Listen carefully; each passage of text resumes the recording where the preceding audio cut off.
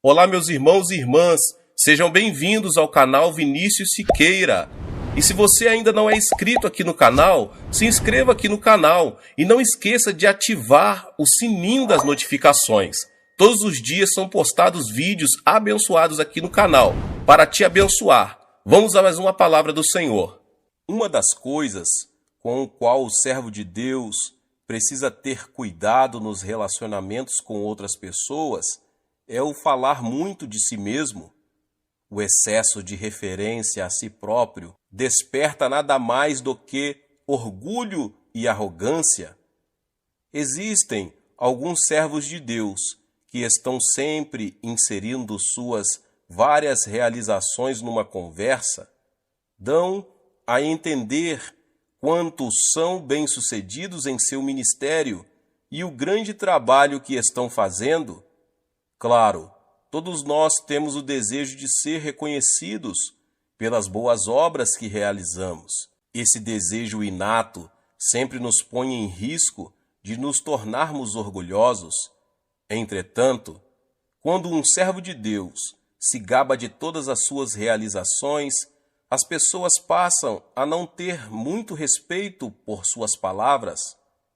Por incrível que pareça, as pessoas veem com desprezo esse servo de Deus. Além do mais, é prerrogativa de Deus exaltar-nos ou humilharmos. 1 Samuel 2,7. Portanto, os servos de Deus não devem escorregar para a ostentação, nem mesmo tentar colocar-se acima de outra pessoa quanto a isso. Ao lermos a Bíblia, vemos os que se tornam orgulhosos e trouxeram o juízo de Deus sobre si. O primeiro deles foi Lúcifer. O arcanjo Lúcifer tentou elevar-se ao nível em que somente Deus podia estar para se colocar no trono de Deus. Ele tentou ser igual a Deus, entretanto, isso o levou a julgamento e foi expulso do céu e se tornou conhecido por nós como Satanás. Mesmo depois de caído, Satanás continua a rebelar-se e a opor-se a Deus. Ele, por sua vez, instigou Adão e Eva ao desejo de conseguir grandeza, tornando-se orgulhosos de si mesmos. Seus olhos se abriram e você como Deus. Gênesis 3:5. Eles caíram na armadilha de Satanás e comeram do fruto da árvore do conhecimento do bem e do mal, que Deus havia proibido. Em consequência da rebeldia deles contra Deus, foram expulsos do jardim do Éden. Os descendentes de Noé também não foram exceção. Eles disseram: vamos construir uma cidade com uma torre que alcance os céus. Assim nosso nome será famoso. Gênesis 11:4. Eles quiseram ser iguais a Deus. Entretanto, a Torre de Babel nunca chegou aos céus. Eles foram espalhados por toda a terra. Todos nós também sabemos a respeito de Ramã, que foi muito orgulhoso. Ele tentou engrandecer-se entre os homens. A consequência foi colocar Mardoqueu, que havia desobedecido a ele, montado num cavalo e segurando as rédeas do cavalo, conduzido pela cidade, proclamando: isto é o que se faz ao homem que o rei tem o prazer de honrar. Feito isso, Ramã planejou matar Mardoqueu e todos os outros judeus. Contudo, na mesma forca na qual planejara matar Mardoqueu, o próprio Ramã encontrou a morte. Ester 7, 9 e 10.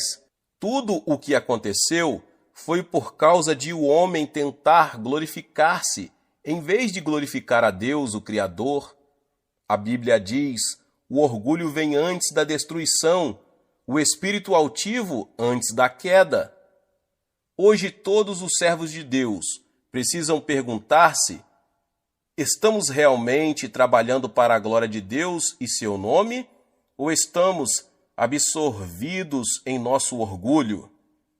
Durante certa cruzada, eu estava hospedado num hotel com pastores dos Estados Unidos em da Tailândia, observei que os pastores americanos estavam, de algum modo, ignorando o pastor tailandês.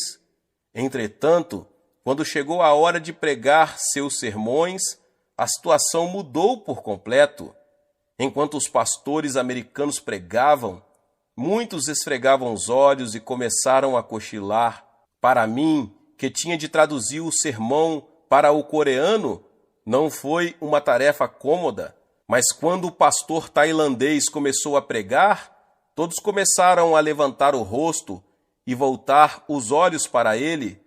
Por que houve tal diferença? O pastor da Tailândia era superior aos pastores americanos? Não. A razão foi o seguinte: enquanto os pastores americanos estavam se empenhando em cuidar de seus negócios, o pastor tailandês ajoelhou-se humildemente perante Deus, orando para que ele o enchesse do Espírito Santo.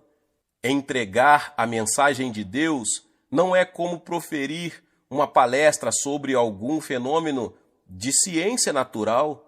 Entregar a mensagem de Deus requer estar cheio do Espírito Santo. Somente então você pode experimentar a grande obra de Deus ser manifestada nos ouvintes. Por consequência, um servo de Deus que se proclama ao povo é tolo de fato. A única pessoa de quem devemos orgulhar é Jesus Cristo. Quem realmente mostra o maior exemplo disso é João Batista. Quando ele começou a proclamar o Evangelho, um grande número de pessoas reuniu-se ao seu redor. Entretanto, assim que Jesus começou o seu ministério, as pessoas começaram a se reunir ao redor dele. Quando um dos seguidores de João relatou isso, ele disse: é necessário que ele cresça e que eu diminua. João 3,30. João rebaixou-se humildemente. João Batista preparou-se e esforçou-se muito antes de Jesus começar seu ministério. Contudo, sem nenhuma menção à sua grande obra, ele deu um passo para trás. Tendo sabido que Jesus estava assumindo a responsabilidade designada, ele entregou tudo a Jesus. Da mesma forma, não importa quanto sucesso tenhamos conseguido, não devemos deixar que chegue ao nosso coração, mas o tributemos como glória ao nosso Senhor Jesus Cristo, de que nós, servo de Deus, devemos nos orgulhar, tal como confessou o apóstolo Paulo: quanto a mim, que eu jamais me glorie, a não ser na cruz de nosso Senhor Jesus Cristo, por meio do qual o mundo foi crucificado para mim, e eu para o mundo. Gálatas 6,14. Devemos proceder da mesma forma. Devemos sempre nos ajoelhar diante de Cristo e humildemente proclamar: eu sou teu humilde servo. Quando os servos de Deus são investidos em seu ministério, podem se ver em muitas situações que exijam paciência e perseverança. Isso é natural, porque em toda a igreja existem os que obedecem bem e os que não obedecem. Não importa o distrito ou área pelo qual você seja responsável, sempre haverá os criadores de confusão. Até mesmo entre os discípulos que Jesus escolheu, haviam os que causavam problemas. Isso é óbvio entre os que frequentam a igreja. Muitos deles começaram a criticar a mínima provocação. Acima de tudo, eles vêm até a mim e queixam-se de algum servo de Deus, o líder do distrito, de tais e tais problemas. Como ele se atreve a chamar-se de servo de Deus? Não posso trabalhar como o líder de distrito. Mande-nos outro. Quando ouço com mais atenção o que eles têm a me dizer, descubro muito do que dizem não tem fundamento. O que é pior, é caluniador. Como então podemos lidar com essas pessoas em nossa igreja? Há, contudo, 3 passos que precisamos dar para aprender a tratar dessas pessoas. Primeiro lugar, precisamos ter uma paciência sem limite e tratar todos igualmente. É preciso muita paciência para tratar todas as pessoas igualmente. Não gosto dele porque ele não gosta de mim. Não visito sua casa nem oro por ele. Obviamente, estas não são as palavras ou pensamentos de um homem paciente. Você pode ter um membro da sua igreja que, por alguma razão, o menospreza. Você precisa ser paciente e deve tratá-lo como trataria aquele que o ama. Isso não é difícil de fazer. Entretanto, somente quando você o fizer, será capaz de ajudá-lo a desfazer-se de seu ódio. O servo de Deus não deve discriminar pessoas com base na riqueza, educação ou quaisquer outras condições exteriores. Além disso, não se deve discriminar até mesmo os que causam problemas na igreja. O apelo aos servos de Deus é que orem e tenham paciência em relação até mesmo aos que difamam abertamente a igreja. Na realidade, esse é o segredo do sucesso para os servos de Deus. Fomos chamados e enviados por Deus não para matar e julgar o rebanho, mas para salvar e dar a vida por ele. Às vezes, algumas pessoas acreditam que todos que vão à igreja são ótimos e santos. Isso é verdadeiramente um grande engano. Pelo contrário, a igreja é o lugar em que congregam as pessoas com problemas, porque é ali que vão os pecadores caídos. São as pessoas pobres, doentes e que sentiram o grande peso insuportável da vida, abandonadas pelo mundo, que vêm à igreja. É para onde vêm e congregam as pessoas mais humildes. Não foi assim durante o tempo de Jesus? Adúlteros, criminosos e cobradores de impostos foram os que se reuniam em torno de Jesus. Quando a igreja se enche desse tipo de pessoas, necessitadas de cura e proteção, os servos de Deus precisam ter paciência. Em segundo lugar, com paciência, os servos de Deus precisam tratar seu rebanho com delicadeza. Se um servo de Deus irrita-se facilmente e, espontaneamente, manifesta sua emoção ao seu rebanho, não está qualificado para ser servo de Deus. Se um pastor usa palavras duras, ameaça seus membros com aspereza, irritando-se facilmente, ele encerrou seu ministério. As palavras viajarão e não irá demorar para que o seu rebanho não mais confie nele. Até mesmo Deus não tem prazer nesse servo. Costumava irritar-me com facilidade, mas tão logo a raiva passava, lembrava-me de mim mesmo e descobria a maneira vil e desumana de minha atitude durante a raiva. Após longa luta para descobrir uma forma de controlar meu temperamento irritadiço, descobri uma solução. Na realidade é muito simples. Sempre que sinto minha raiva aumentar, sento-me e aguardo 30 minutos. Esperar durante 30 minutos enquanto sua raiva ferve não é muito fácil, mas depois de olhar para o relógio durante 30 minutos, vejo-me livre da raiva. Então, penso por que me irritei e descubro que fui insignificante e não valeu a pena ficar com raiva. Então, me parabenizo. Se eu ficasse com raiva de cada membro da igreja que provocasse confusão, todos eles teriam saído da minha igreja. O servo de Deus precisa lembrar-se sempre de ser paciente. Não importa quem ele encontre, deve tratar com o amor cordial de Jesus Cristo. Em terceiro lugar, os servos de Deus devem ser pacientes ao tratar de seu rebanho com humildade. Não recebemos o nosso chamado para sermos recompensados e elogiados por nosso rebanho. Se glorificamos a Deus e ele encontra prazer em nosso ministério, essa será a nossa recompensa. Quando alguém nos critica, precisamos nos examinar para determinar se as críticas contêm alguma verdade.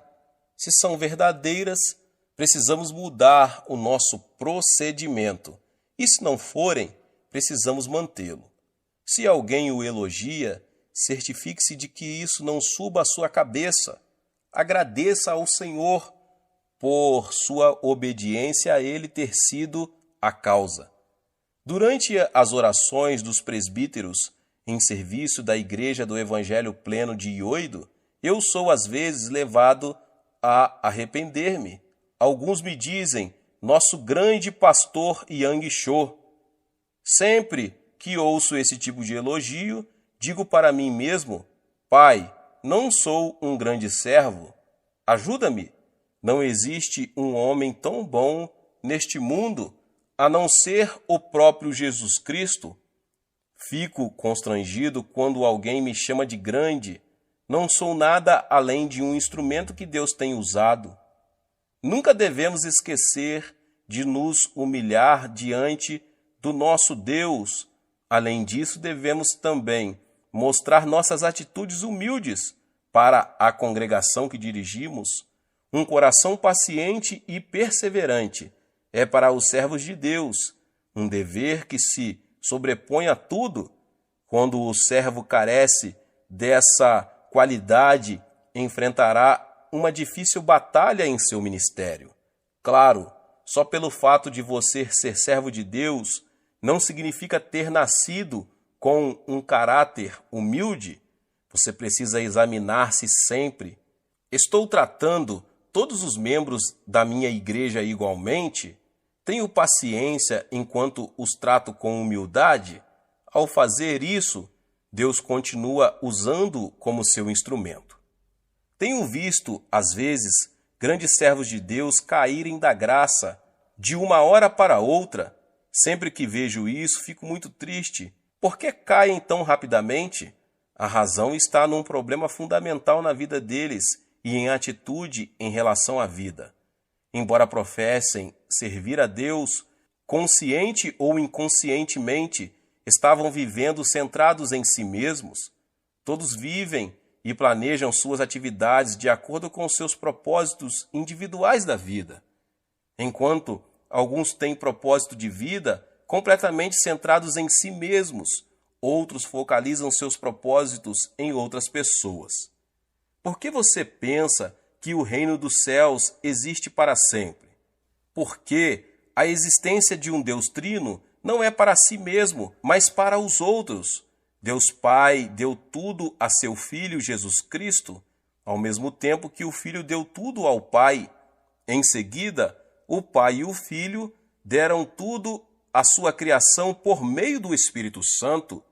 Deus provê tudo àqueles que foram salvos, e os salvos devem, em troca, dar tudo a Ele. Entretanto, o mundo de Satanás é bem oposto. Satanás tem o propósito de existir para ele, e somente para ele. Ele trabalha e esforça-se somente para a sua própria felicidade e satisfação, deixando em seu rastro desunião e desintegração. Entre os muitos servos de Deus, há os que anseiam liderar um ministério bem-sucedido, estudam a Bíblia e vão orar nas montanhas de oração.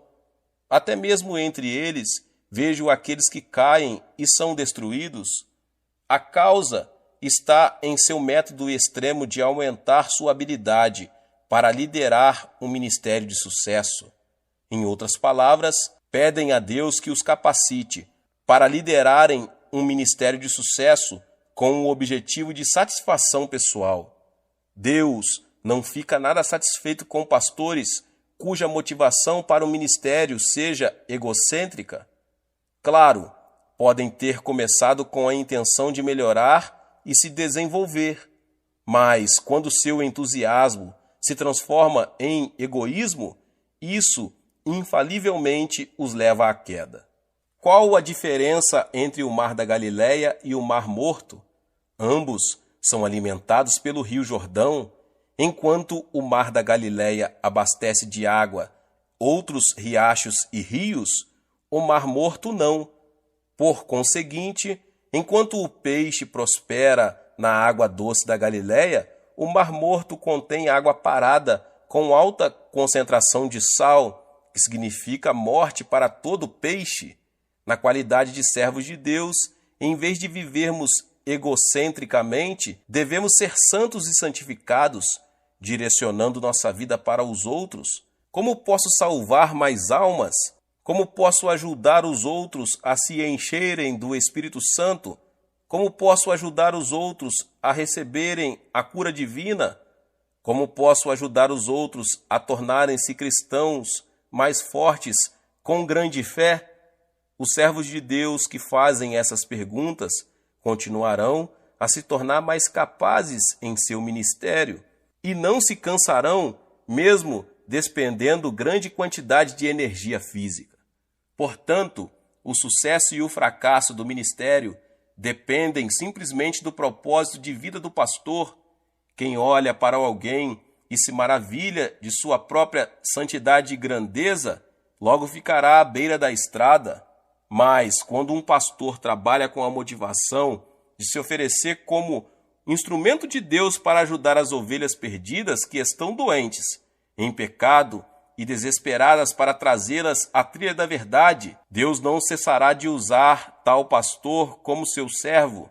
Tenha você grande força física e espiritual ou não, se for dedicado a Deus e fizer o melhor, se tornará seu instrumento precioso.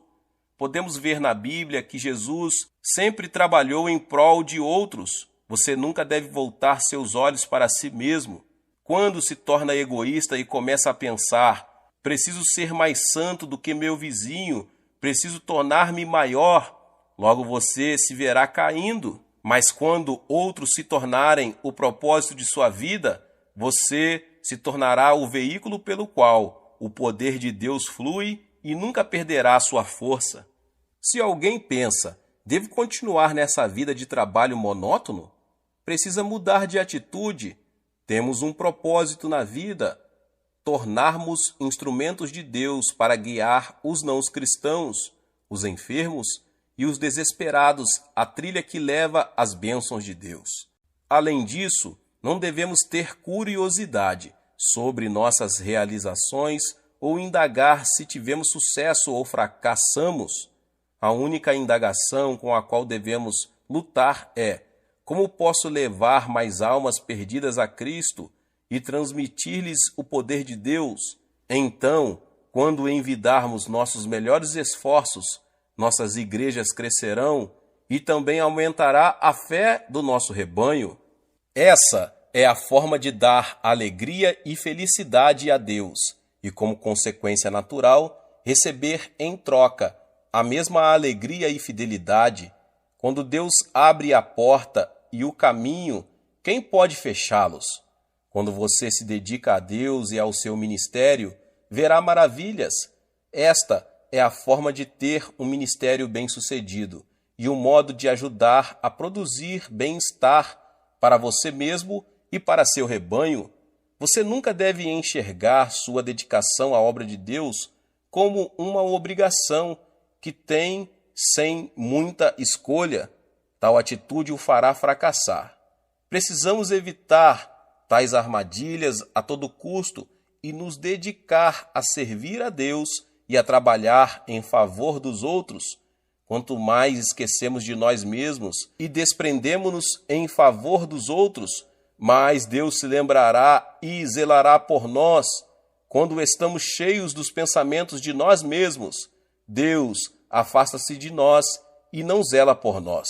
Jesus diz a todos os servos de Deus: quem acha a sua vida a perderá, e quem perde a sua vida por minha causa a encontrará. Mateus 10:39. Quando nos desprendemos em favor do seu reino e da sua justiça, recebemos em troca a vida eterna e o elogio. Nunca esqueça este princípio simples. Meus irmãos e irmãs, Deus abençoe a vida de cada um que ouviu essa palavra do pastor David Poyong Cho. Se você não é inscrito aqui no canal, se inscreva no canal e ative o sininho das notificações. Todos os dias são postados vídeos abençoados aqui no canal para te abençoar. Deixe também o seu like e não se esqueça de compartilhar esta palavra com mais pessoas. Nos vemos nos próximos vídeos. Amém.